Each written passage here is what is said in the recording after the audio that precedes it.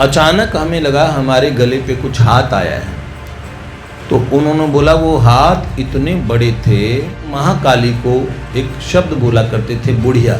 खड़े थे, इतने बड़े हाथ करके कोई बहुत विकराल काला सा व्यक्ति और हमारा गला दबा रहा। मतलब वो माँ मुझे नहीं पता, पर वो मेरी आत्मा से भीतर से निकला माँ। तो मुझे इतनी तेज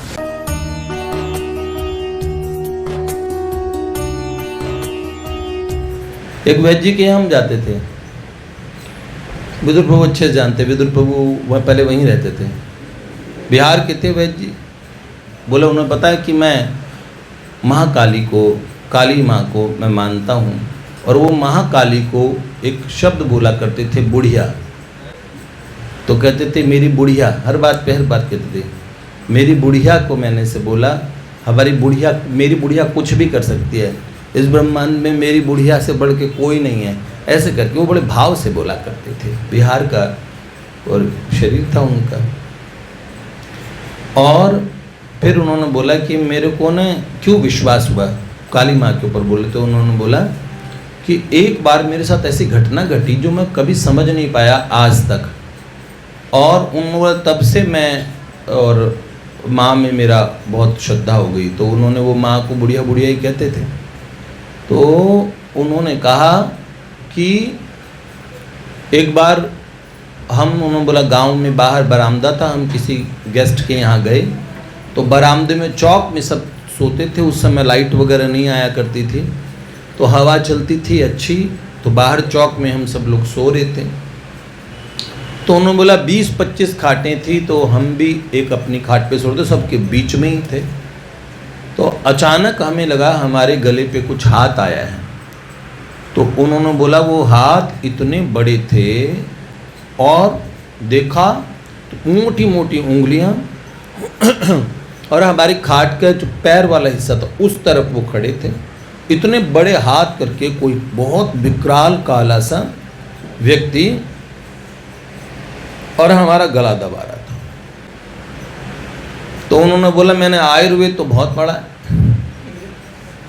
तो बोला मैं चूरन चटकारे तो बहुत बता सकता हूँ, ये दवाई, ये वाला चूरन, ये हाँ खुर्जा रिष्ट और वो सब बता सकता हूँ, लेकिन मुझे ये नहीं पता था कि अब करूँ मैं क्या।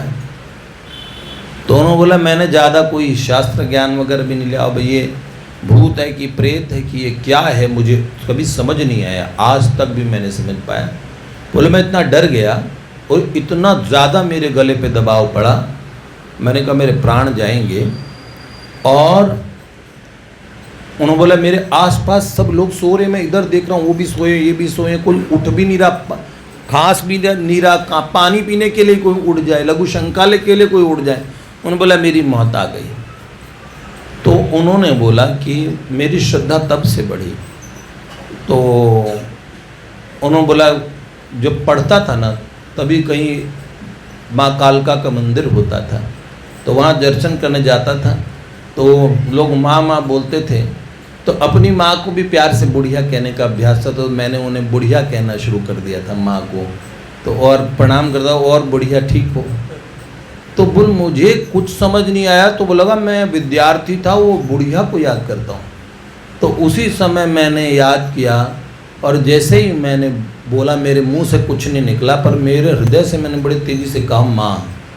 माँ कहते ही उन्होंने बोला वो माँ मुझे नहीं पता, पर वो मेरी आत्मा से भीतर से निकला माँ।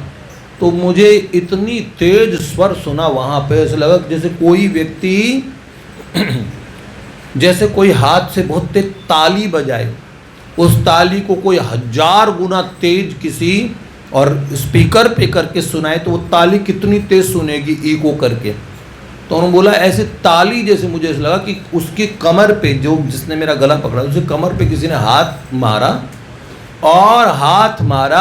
और जैसे कोई उनके भाषा एकदम उनके यही शब्द थे, जैसे कपड़े को कोई ऐसे फटकार के फेंकता है, ऐसे वो पता नहीं कितनी दूर गया। और मैं उठ के बैठ गया, और उन्होंने बोला मैं कई घंटों तक रोता रहा। तब से मेरे को होगा कि ये कोई ऐसी जगह होती है जहाँ कोई काम नहीं आता, तो वहाँ मेरी बुढ़िया काम आएगी। तो उन्होंने बोला, अब उनको हार्ट की बड़ी प्रॉब्लम थी ना विदुर प्रभु, हृदय के उनको शायद 2 हार्ट अटैक पड़ चुके थे,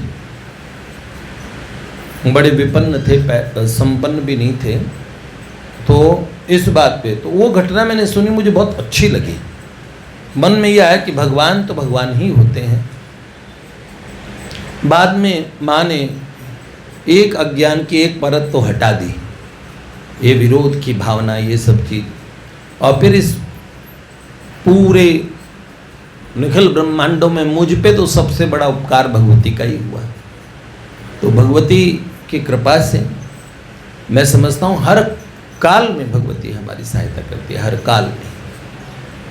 नवरात्र जैसे 9 महीने, 9 का आंकड़ा बड़ा प्यारा है, 9 पूर्णांक है, 9 पूर्णांक है। 9 दूनी 18, 8 और 1 9, 9 तिया 27, 7 और 2, 9 चौक 36, 6 3, देखो 9 ही आएगा हमेशा। तो इसीलिए हम ये नवरात्र है ना, इसमें आप पूर्णता की तरफ बढ़ते हो, भगवती का आह्वान करना चाहिए। हर मार्ग में भगवती हमारे पास होती है, हर मार्ग में कहीं ना कहीं हम भगवती की उपासना कर ही रहे होते हैं प्रकारांतर से, और नहीं तो आपके जीवन में माँ तो सबके जीवन में है ना। तो इसलिए भगवती का अनुग्रह तो आप सबने पाया ही है। जय जय श्री राधे।